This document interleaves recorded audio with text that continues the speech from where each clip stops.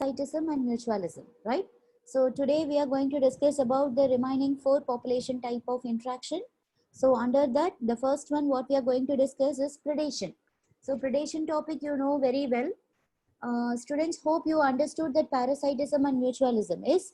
So in parasitism, one of the species will be benefited and other one will be affected or harmed. So plus and minus will be the combination in the parasitism interaction. And second one, mutualism, what we discussed now, both the species will be equally benefited and both the species will be plus plus. Got it? So and we discussed some examples based on lichens, mycorrhiza, and then under mutualism, one more concept I discussed, that is called as co-evolution. For this co-evolution, we discussed two examples. One example is the fig tree with the female wasp, okay? And second one is the bees with the Mediterranean orchid plant that we call it as orchis. So the petals of this particular orchis plant, no, it resembles the female bee in its color, size, shape, and also in the markings. So the male bees will sit over the flower for pseudocopulation. By that way, it will help in pollination also, right? Yes. So now the third concept, what we are going to discuss, today we'll complete this chapter, predation. So the third one, the third type of population interaction is predation. Fine. So like parasitism here also the combination is plus minus. Okay. So like in parasitism, in this interspecific interaction also, one species is benefited, which is called as plus, and the other one is harmed. The same thing happened in parasitism also. Other one is harmed or affected, and this harmed or affected can be represented as symbol minus, right? The common examples, you know, predator and prey. So in our smaller classes, we have studied so many things, right? The common examples, let me tell you, tiger and deer. Here tiger is the predator and deer is the prey, okay? And cat and mouse. Cat is the predator and mouse is the prey. Lion and zebra. Fine. If you go for a broader ecological sense in the sense like in predation, if you are going to the higher ecological predation category, the sparrow which is feeding on seed can also be given as example for this predation. Sparrow feeding on seed. Okay. Here sparrow is said to be the predator and seed is the prey, or the herbivorous animals eating plants. Herbivorous animals. Don't think like only the carnivorous animal which is feeding on herbivorous animal will come for predation examples. Okay. Herbivorous animals which are eating on animals. Herbivorous animals eating plants. These are also example for predators. Here the herbivorous animals are predators, plants are considered to be the prey. So then now coming to this predators, the predators will have some important roles in the community. Whatever it is, whether it is a herbivorous organism or it is a carnivorous or it may be a secondary consumer will be omnivorous. Okay. So the predators will have some important role in the community. Let me tell you what are the roles of the predators. Predators have important roles in the community. That is, this community representing the biological community. Okay. So what are the important roles of the predators in the community? So let me tell you one by one. The first role is, if you take the herbivorous organisms, no, they act as a conduit for transferring the energy which are fixed by the plants to the higher trophic level. You know the ecological pyramid, right? Always in the ecological pyramid, the base will be occupied by the producers, next by the herbivorous, and next by the carnivorous, and simultaneously, like following by the different trophic level of organisms will be occupied in the ecological trophic level.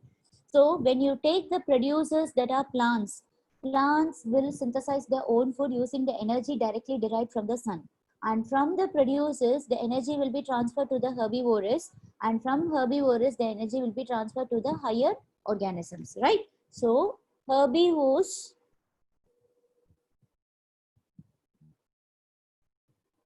herbivores they act as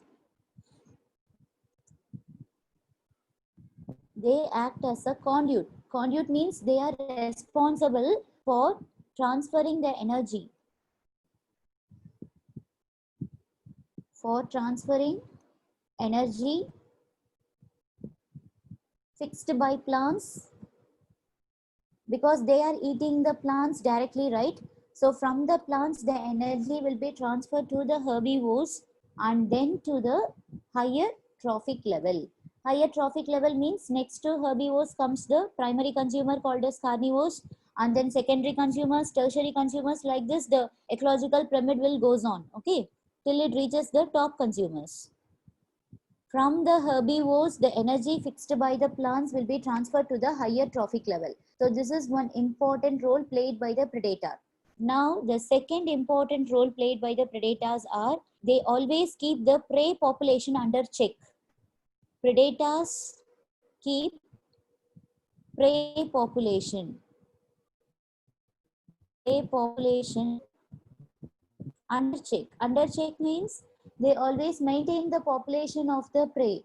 If no predator is available in a particular environment, think about the population of the prey. The population of the prey will become enormous, okay? There will be exponential population growth. That's what we discussed in exponential population growth. I told you, when resources are unlimited and then predator free environment, there we can have this exponential growth of population. So predators always keep prey population under check. Under check means they always maintain the balance in the prey population, okay? Otherwise, what will happen? The prey will achieve high population density and make the ecosystem unstable. Let me tell you, if the prey population is not maintained under check, then what happens? The prey may achieve high population density. If predators are not available in a particular environment, then the prey population, no, it may achieve high population density, which makes the ecosystem unstable. Which makes the ecosystem unstable. There will not be any stability maintained in the ecosystem. Okay. So this is the second important role. Now the third important role is, see, for this prey population under check, no, I just want to give some examples. Wait, before going to the third point, I'll give you some examples. For the second point, you can write some examples for the second important role of the predators. Okay. That is, whenever an exotic species is introduced in a new geographical area. What do you mean by exotic species, students? Whenever an exotic species means the foreign alien species or invasion species.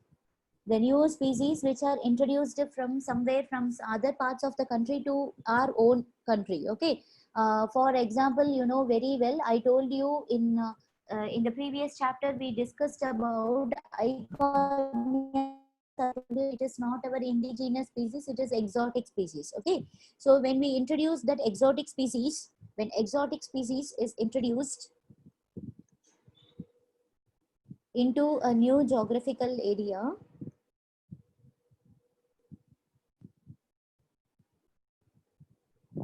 when exotic species is introduced into a new geographical area, the species that grow, the species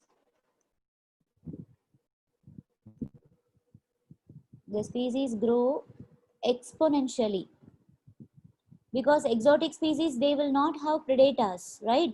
As they are not having predators in a particular environment, because this species has been introduced as a new species to a particular environment. So when this type of exotic species are introduced into a new geographical area, this particular species will grow exponentially. Reason is, in the absence of natural predators.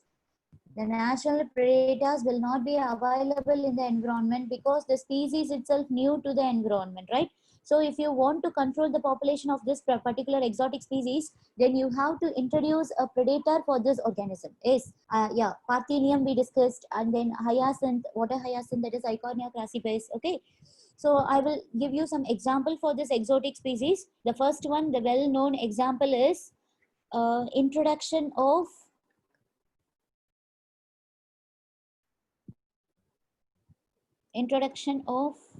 Eichhornia, commonly called as Eichhornia. Biological name is Eichhornia crassipes, and commonly it is called as water hyacinth. This is an exotic species which has been introduced into the water bodies in India from America. It has been introduced into the water bodies in India. Okay, let me tell you some more exotic species. Introduction of prickly pear. You know prickly pear cactus. Prickly pear called as cactus. This has been introduced into Australia. Okay, this is not the indigenous species of Australia, and this has been introduced into Australia as an exotic species. Okay, then one more thing I will tell you, the Nile perch. The Nile perch, it is one bird which has been introduced into Lake Victoria. This is an exotic species into Lake Victoria. Where, you know where Lake Victoria is? It is in East Africa. Okay, so let me continue the examples. The fourth example is due to absence of predators, the species which grow exponentially is Parthenium. You know Parthenium, commonly called as carrot grass plant. Carrot grass. And then the species called as Lantana. Lantana, clarias, okay, etc. All these are other exotic species that has been introduced in different countries as a new species. They are not our indigenous species. Okay, that's all. Now the third role. These are all examples, ma. Now coming to the, I gave you examples for the second point. Okay, now I am going to the third point. Third point, that is the predator role in the ecosystem. Predation always reduces the competition. Predation reduces competition. Competition between the organisms for the resources. Okay, it reduces competition among the prey species. Among the prey species for the resources. As it is maintaining the stability, it will reduces the competition among the prey species for the resources and maintain the species diversity. Predation help to maintain species diversity. The species will not become extinct nor it will become enormous. Okay, so the species diversity will be maintained by predation. So these are the important roles that are played by the predators in our ecological system. Okay, and that is one drawback also. If suppose if the predator over exploits the prey, if the predator over exploits means if it is if the prey is eaten away by the predators like in an enormous quantity, if the predator over exploits the prey, you know over, what do you mean by over exploitation? Okay, then what happens, the prey will become extinct. The prey becomes extinct. You know what do you mean by extinct, right? The species will not be available in any part of the world, even an individual organism. Following, once the prey become extinct, following the predator will become also extinct. Why predator also becomes extinct? It will not get the prey anymore. Okay, so the predator may also become extinct due to lack of food. Due to lack of food, when prey becomes extinct, then predator also will become extinct. But in nature, this event occurs very rarely. It will not occur naturally. It will occur very rarely. In a rare case, this predator will overexploit the prey, and so prey will become extinct, followed by predator will also become extinct due to the lack of food. Okay, so I just want to convey some more information. And the prey species, no, prey species actually they have evolved various defense mechanism to reduce the impact of predation. So you can see the prey species have evolved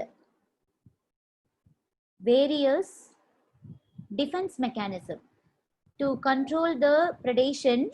The prey species have evolved various defense mechanisms to reduce the impact of predation.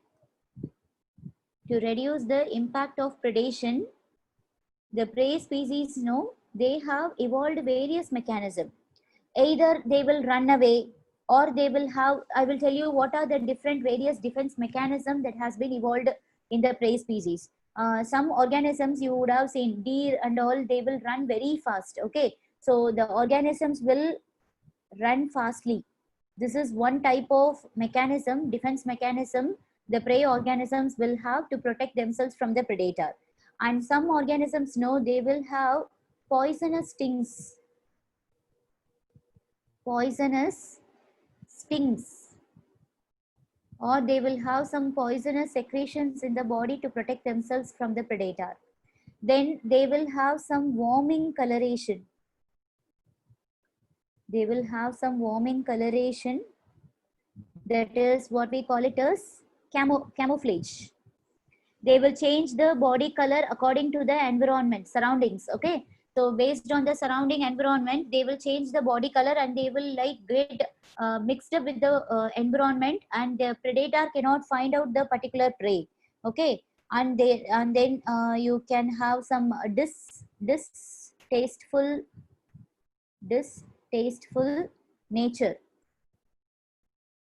in various insects. What do you mean by this distasteful nature? In the sense, those insects know it will taste very bitter, so that the predator will stop eating away the prey. Okay, they will that is called as the distasteful nature in various insects. And then I told you camouflage, mimicry, okay, etc. All these are some of the mechanisms evolved by the prey species to reduce the impact of the predation. Okay, so when you go for herbivorous organisms, herbivores are actually plant predators, right? Herbivorous organisms, no, they are called as plant predators because they are eating away the plants. So plant is the prey here, and herbivorous organisms are the predators here. And among insects, 25% are phytophagous, right? Phytophagous means they will eat the insects. Sorry, they will eat away the plants. If you take the insects category, among insects, 25% of the insects are phytophagous. Phyto means plants, phagus means eating away. So phytophagous means they will eat the plants as food. Among insects, 25% of the insects are herbivores, which means they will eat the plants. But unlike animals, the plants cannot run away, no. So if an animal, if a tiger is chasing the deer, then the deer can run away from the tiger. But what about plants? Plants, they cannot move from one place to another place. When insect is coming to eat the plants has to retain in the same place. So unlike animals, plants cannot run away from predator, and therefore plants will also have evolved some special mechanism. Plants also have some evolved defense mechanism, whereas they have some morphological, plants have evolved some morphological and chemical defenses, because plants cannot run away from the plants, and so they will have some morphological and chemical defense against whom? Who will eat the plants? Against herbivorous animals. It may be an insect, it may be a cow or goat or something. Okay, against herbivorous animals, the plants have evolved some morphological and chemical defense to protect themselves from the herbivores. Let me give you some examples. What are the defense mechanism that has been evolved in plants? Okay, like morphological defense, if you say, you know very well. What is the morphological defense that will be present in the plants to protect themselves from the organisms that eat away thorns. Thorns present in cactus plant, thorns present in acacia, thorns present in some desert plants like opuntia, aloe vera. Okay, all these plants will have this. And when talking about chemical defense, morphological defense is presence of thorns. What about chemical defense? If you say about chemical defense, right, against the herbivores, animals, or grazers or browsers, they will have that the secretion of nicotine. Nicotine secretion is also one chemical defense. Nicotine will be tasting very bitter. It will be extremely bitter. So the herbivores animals know they cannot eat away these plants, tobacco plants. And then secretion of caffeine. They cannot eat away the coffee or tea plants because caffeine will also be bitter. Okay. And then quinine. Quinine. This is also a bitter compound which is present in the plant. Okay. So let me tell you what are the things. Nicotine will be present in present in tobacco plant. It is secreted by the tobacco plant as a chemical defense. Caffeine, you know very well, it is secreted as a chemical defense in coffee and tea plants. And then I told you, know, quinine. This quinine will be present. Quinine, you know very well, in human health and disease, I used this quinine in one place. Can you remember where we discussed quinine? It is an anti what drug? Very good. Anti-malaria. Yes. Anti-malarial drug. It will be taken from the bark of cinchona tree. So this quinine compound is secreted in cinchona plant. And then you can see cardiac glycosides. You would have seen this on the way to, like, in on the sides of the roads. You can see this Calotropis ericanjedi, you know, Calotropis plant, you know.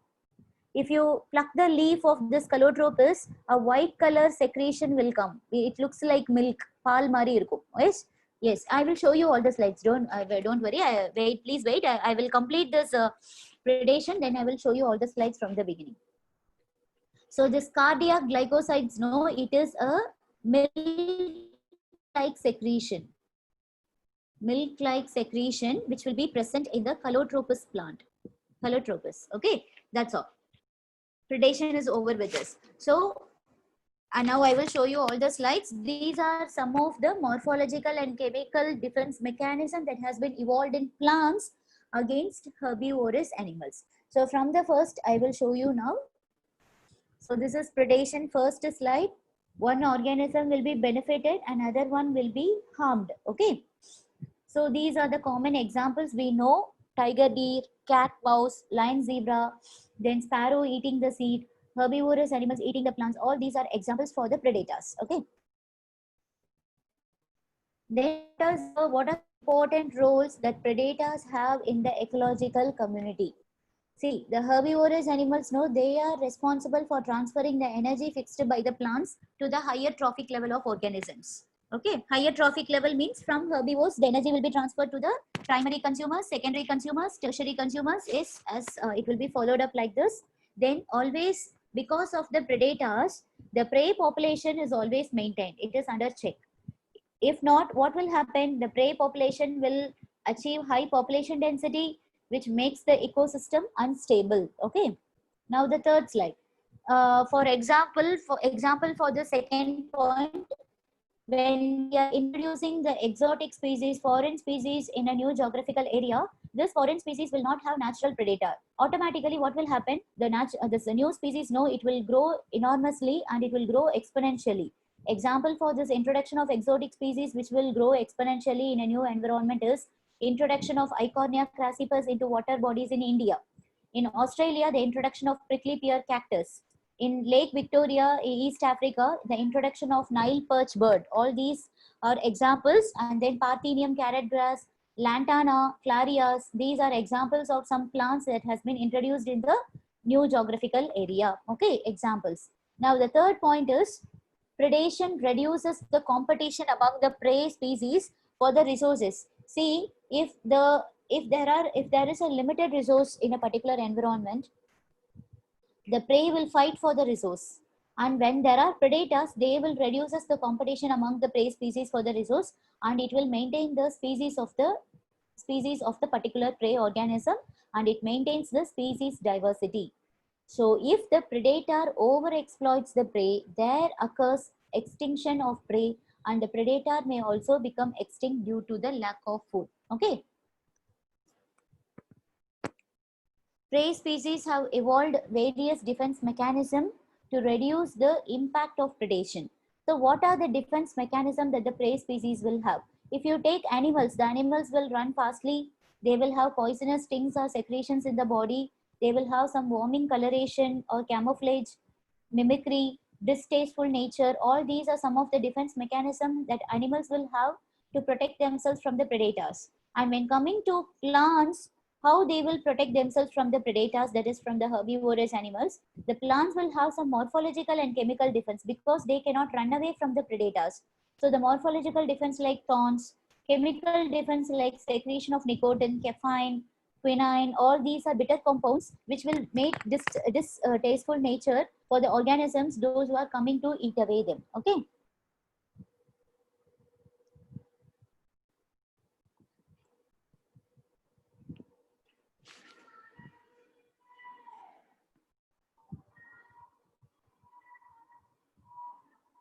Yeah, of course, ma, if plants are defending against predators, see, defense mechanism are all for protecting them from over exploitation. Okay.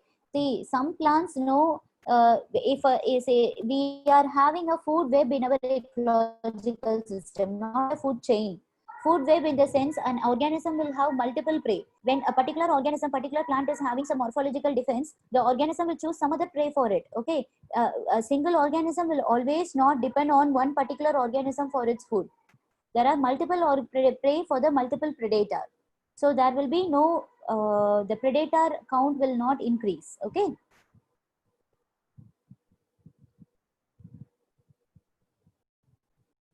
Americans didn't introduce water hyacinth in India.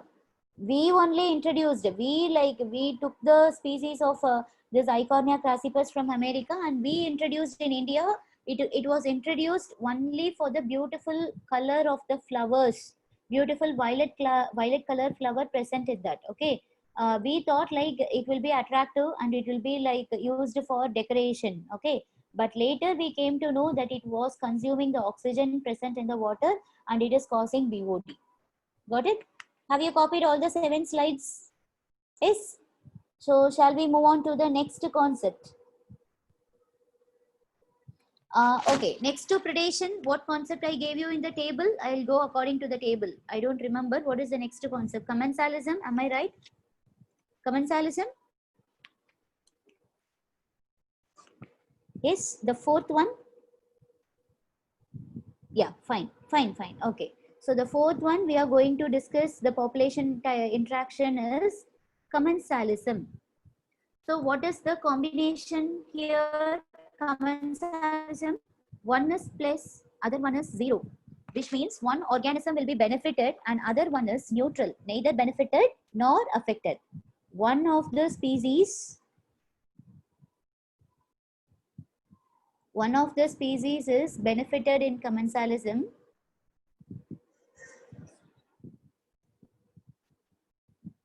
and the other species other species is harmed. Sorry, not harmed. Sorry, neutral, which is zero. Neither benefited and nor affected or harmed. Okay, right. Now we can directly go to the example. You know what is commensalism now? When two species are interacting with one another, among the two species, one species will be benefited by the other and other one will be neither benefited and nor harmed. So then you call that particular type of interaction as commensalism. So example, the very good example for this commensalism is association of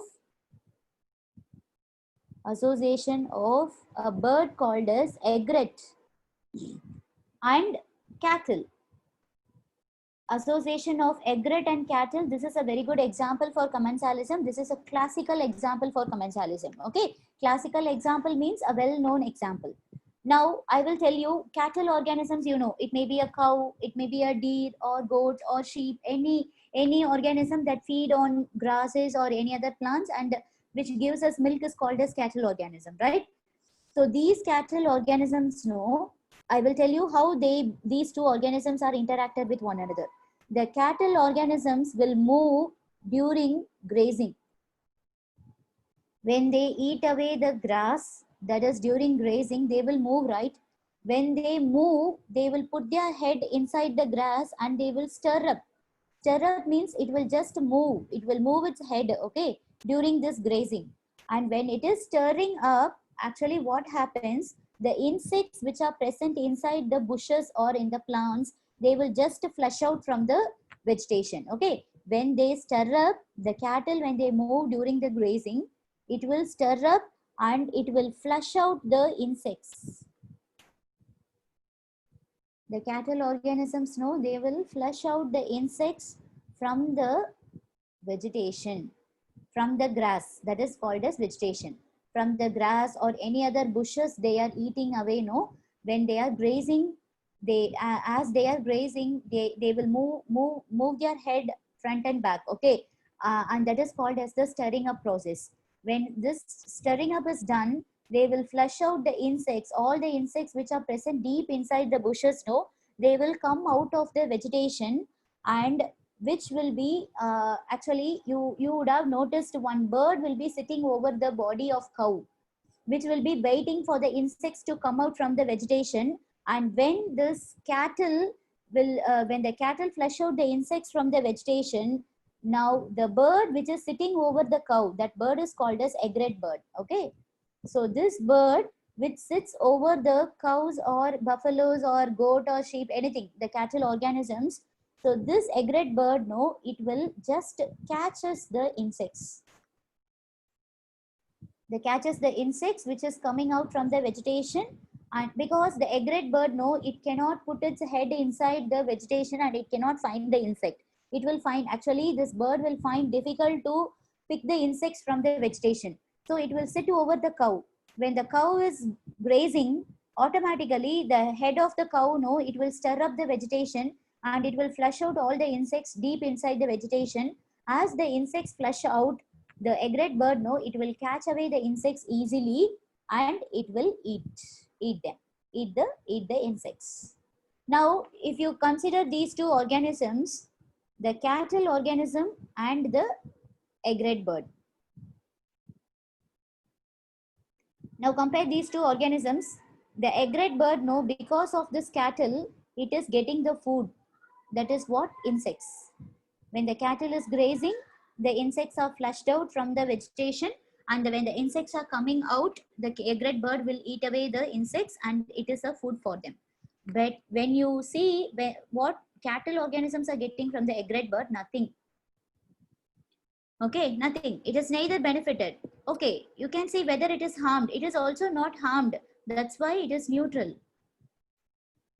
The cattle organism here is neither benefited nor harmed because of the egret bird, but the egret bird is getting benefited by getting the food, that is the insects which are flushed out by the cattle organisms when they are grazing. Okay, got it. So this type of association is what we call it as commensalism. Here the cattle gets no benefit from egret, but the egret is benefited by the cattle as it is getting food. I will tell you some more examples, other examples for commensalism. One more example is clownfish hiding in the colony of sea anemone. So this is a very, very important example.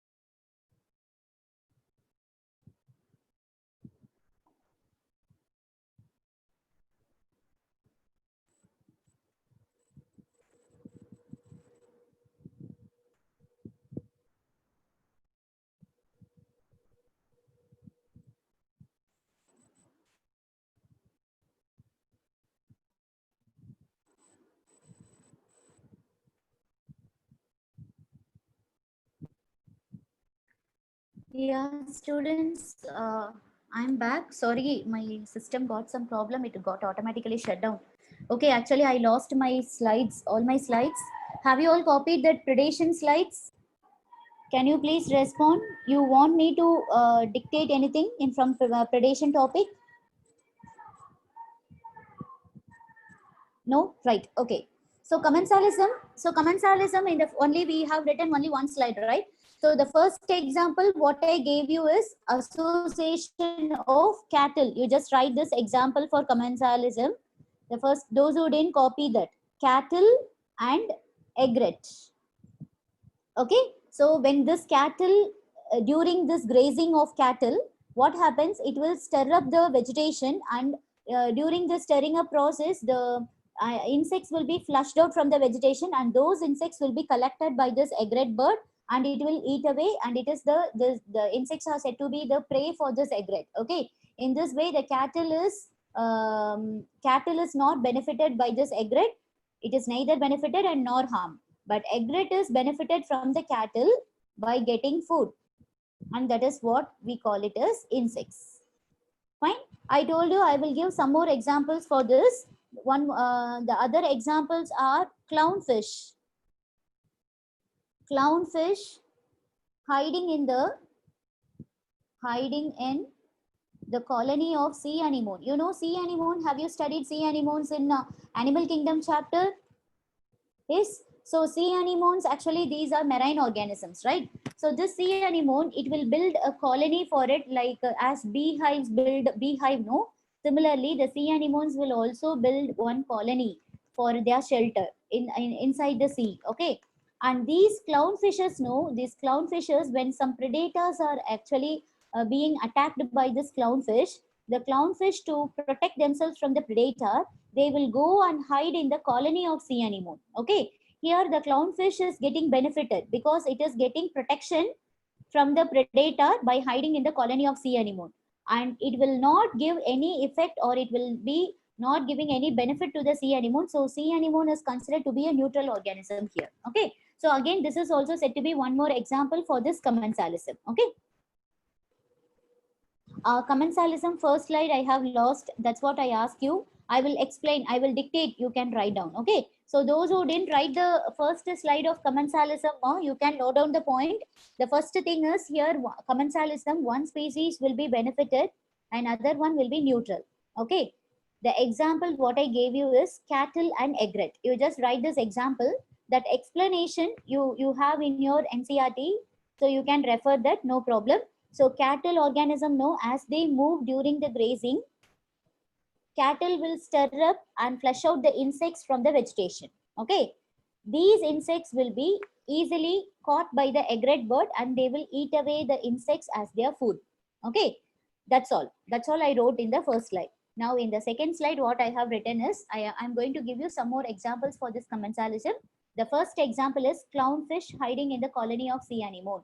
Sea anemone is a neutral organism because it is neither benefited nor harmed by this clownfish. But clownfish is benefited. How it is benefited? When it is hiding in the colony of sea anemone, it is protecting itself from the predator. Okay. And that's why it is getting benefited by this interaction. Now, one more example I will give you. The orchid plant, orchid, you know orchids, right? Orchids will growing as a epiphyte. Orchid growing as an epiphyte. You know what do you mean by epiphytes? In morphology of flowering plants, you would have studied about this epiphytic plants. Epiphytic plants, usually they will grow at the top of another tree. Okay. So if mango tree or any other tree is there, at the top of the mango tree, one more plant will grow. And that is what we call it as epiphyte. And orchids will be always growing as an epiphyte on mango trees. Wherever you see mango tree, at the top of mango tree, you can see some other plant growing. Okay, it will not be belonging to mango tree. It will be a new plant. And this new plant, what is the role of epiphyte is, these orchids, they want to have enough moisture. They want to absorb enough moisture from the atmosphere. And these plants, if they grow in the ground level, they cannot absorb moisture because in the ground level, atmosphere will have less moisture. When you go to higher altitude, this atmosphere will have more moisture, right? So these plants, in particular, they will grow on the mango trees to absorb more moisture from the atmosphere, and they are not like parasitic plants. They will not affect the growth of the mango tree. Okay, here orchid is said to be the benefited one, because as it is growing on another plant, it will get more moisture from the atmosphere and it will be useful for them for performing their photosynthesis. And mango tree here is neutral. It is neither benefited by this orchid nor it is affected by this orchid plant. So this is one more example for commensalism. And the third example is barnacles. Barnacle growing on the back of whale. Okay, here whale is neutral organism and barnacle is said to be the benefited organism. So all these three examples are very important examples for your commensalism. Mostly you will be getting question for your NEET exam, mostly from the commensalism or from the amensalism. Okay, so these two concepts are very, very important. You can copy all these examples. These examples are not there in your NCERT.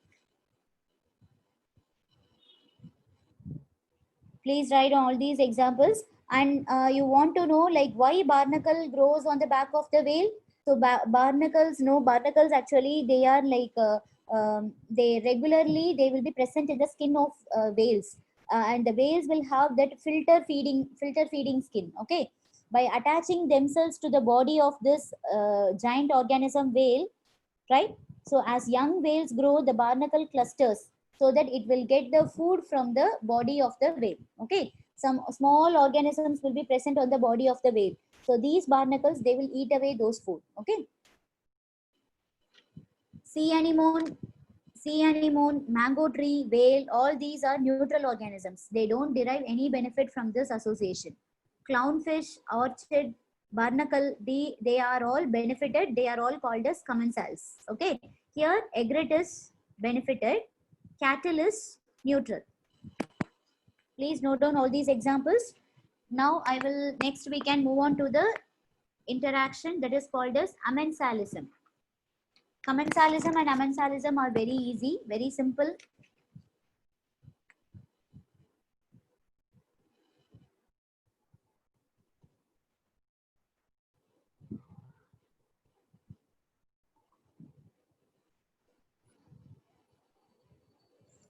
Yes, you can see orchids in most of the mango trees. Most of the mango trees will have this orchid attachment. No, actually the long root, yes, actually what happens, the one of the stem will be attached with the mango tree, okay, and the orchids will have epiphytic roots. So these epiphytic roots will be attached with the ground. They have some special type of root modification. You didn't study in morphology chapter some of the root modifications, epiphytic roots, sucking roots, and then floating roots, pneumotophase for absorbing, what is that, respiring roots, respiratory roots, storage roots, all those different types of root modification you would have studied in morphology of flowering plants. There, this epiphytic roots example will be orchids. Epi means always above. Phyte means plant. The plant which grows above at the top of another plant is called as epiphyte.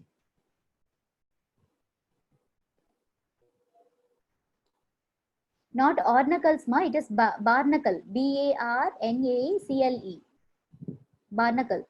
Yeah, it is similar to lies on our head. Okay. Now we can move on to the fifth type of population interaction, which we call it as amensalism. Here in amensalism, one organism will be affected and other one will be neutral.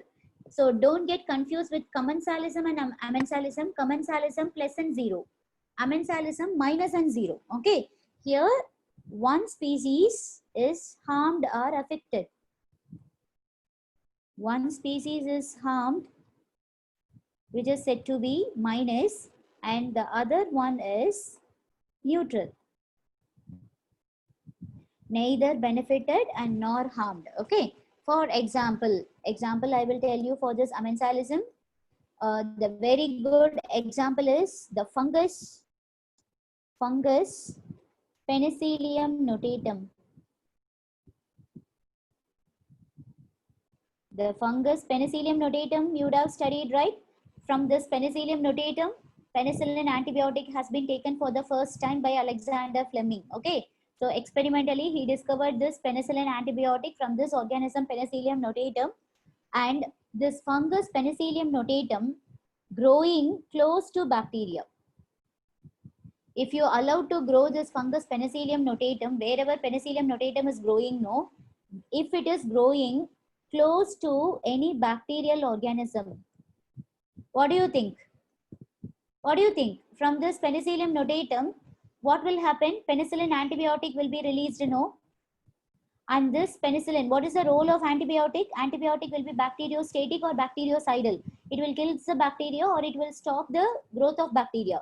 Now, if you think a fungus Penicillium notatum is growing close to bacteria, what will happen? For example, bacteria like, I am telling you one example, Staphylococcus. Bacteria like Staphylococcus, okay? So if this fungus is growing close to this bacteria like Staphylococcus, the penicillin antibiotic which has been coming out from this Penicillium notatum, it will kills the bacteria. Am I right? So the fungus Penicillium notatum will kills the bacteria due to the secretion of this penicillin antibiotic, where the fungus will get affected. Fungus will neither be affected nor be benefited by this bacteria.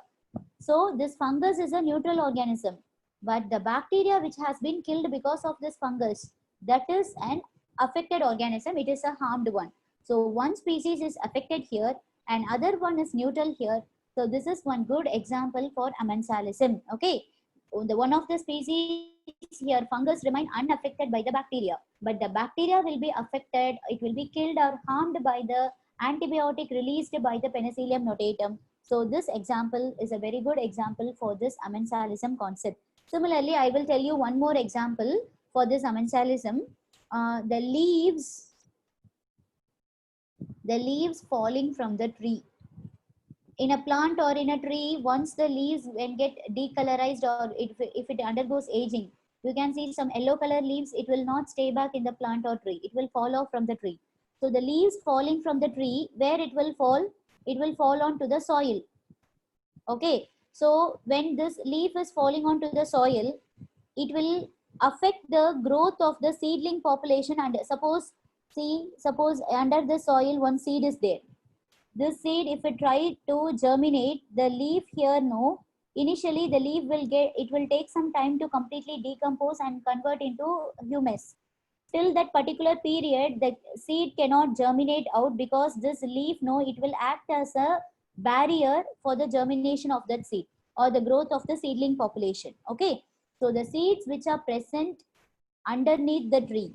So the leaves falling from the tree, it will either kill or affects the growth of the seedling population. Affects the growth of the seedling population underneath the tree. Underneath the tree means that is where the tree is growing. Below the tree, if there is any seed population is present, that seed population cannot grow into a seedling because the leaves falling from the tree, they will act as an obstacle and it will not allow the germination process to get complete. Okay, here who is affected and who is like neutral? The leaves which which are falling off from the tree, no, it is said to be neutral, and the seedling population which is affected, no, that is said to be minus. So this is also one example for this Amensalism concept. Okay, for Amensalism, they won't ask you question except these two examples. So these two examples are more than enough. So what is the time, students? One more interaction. We have 9. I will try to explain, or else I will give you introduction about this competition, because under competition, we have to discuss so many things. I'll just give you the introduction of this competition. Tomorrow we can complete this. So the last type of population interaction is competition. With this, the chapter is getting over. This is the last topic in this chapter. Fine. So in this competition, I told you, usually what will happen? Usually minus minus. But this minus minus, sometimes it may change.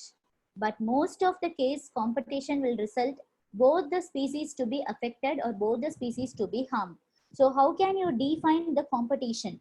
It is defined as competition is defined as an interspecific process, because competition mostly occurs between the two species which are interacting with one another, right? So it is an interspecific process in which the when competition will occur, when there is survival for fittest. Okay, so in which the fitness of one species is significantly lower. Fitness of one species will be significantly lower in the presence of another species. In the presence of another species, okay, the fitness of one species will be affected or it will be lower. Okay, in this case, what happens? There occurs competition between these two species. When there is competition between two species, both the species will not get completely fulfilled by the resources. Okay, when both the species are not completely fulfilled by the resources, both will be affected or both will be harmed. That's why I am telling minus minus for both the species. So it is an interspecific process which occurs, competition occurs between two different species, where the fitness of one species will be lower in the presence of another species. So these two species will compete with one another for the resource. For example, if you take species A and species B, and both are living in the same environment, there are some limited resource, food, okay? And these two species, when they are competing for this food, one species, no, it will like among these two species, the fitness of one species will be significantly lower than the other one. Okay, in the presence of another species, this species cannot take the resources completely. In that case, what happened? The competition will occur between these two species, and there both the species will be affected or harmed, and this is called as minus minus relationship, and which we call it as competition interaction. Okay, so Charles Darwin, you know Charles Darwin, who was called as, he is having one name. Can you tell what is his name? Name means nickname. I'll give you one clue. He is called as father of dash. Can you tell me? Charles Darwin is called as father of, you would have studied in your 10th class heredity and evolution chapter. Father of evolution, very good. Charles Darwin, who was called as the father of evolution, he considered this competition, that is the interspecific. Charles Darwin considered the interspecific competition. I told you, no, competition is defined as an interspecific process. He considered this interspecific competition a potent force in organic evolution. That is, only if there is competition, there occurs evolution of new species.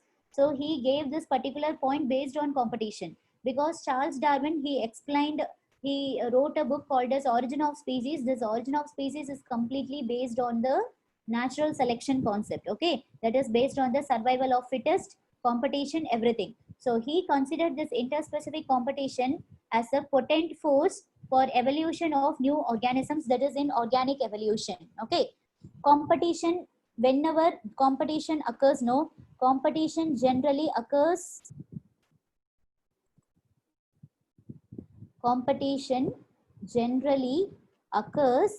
when closely related species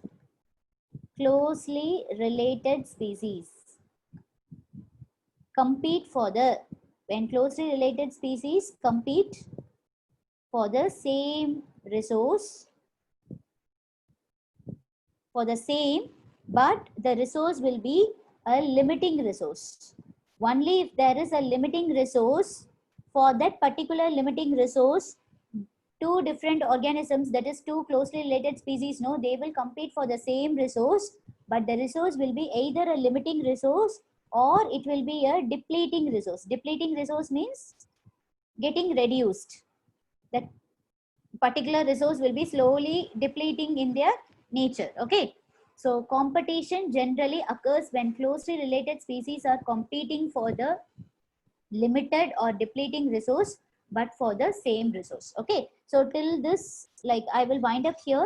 We will continue. Under competition, we have three different concepts: interference competition, resource partitioning, and competitive release. Okay. So these three concepts we can discuss tomorrow. I will finish it off these three things in the first 10 minutes or 15 minutes. Then we can move on to the next chapter, that is biodiversity and its conservation chapter. I will show you slides now. Second one, amsalism.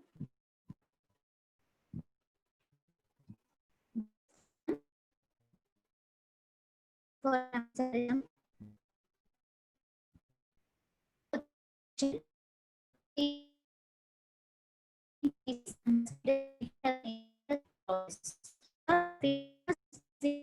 be significant because in presence of both will competing in fitness of one species